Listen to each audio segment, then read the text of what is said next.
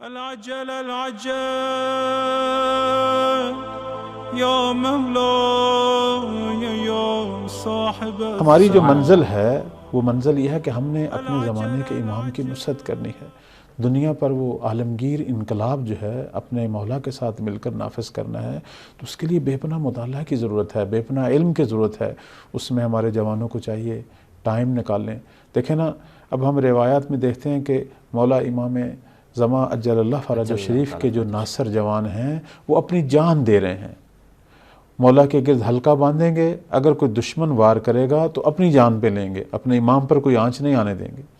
تو وہ جوان جو عصر ظہور کا ہے وہ اپنے زمانے کے امام پر جان پیش کر رہا ہے، آیا آج کا جوان وقت نہیں دے سکتا اپنے مولا کو؟ اپنے مولا کے لیے دن میں کچھ گھنٹے کوئی ٹائم جو ہے وہ اپنے مولا کو نہیں دے سکتا؟ کیوں غیبت میں جو ہے وہ تاخیر ہو رہی ہے؟ کیوں غیبت طولانی ہو رہی ہے؟ کیوں ظہور جو ہے اس میں تعجیل نہیں ہو رہی؟ اس کی وجہ یہ ہے کہ اس عظیم انقلاب کے جو اہم ستون ہیں، یعنی جوان، ہمارا جو طبقہ جوان ہے، وہ ابھی اپنے امام کی طرف اس انداز سے متوجہ نہیں ہوا جس طرح ہونا چاہیے۔ اور ہمارے ائمہ تو بہت زیادہ تاکید کرتے تھے جوانوں پر کہ ہمیشہ اپنے آپ کو جو ہے معرفت کی منزلوں میں رکھو۔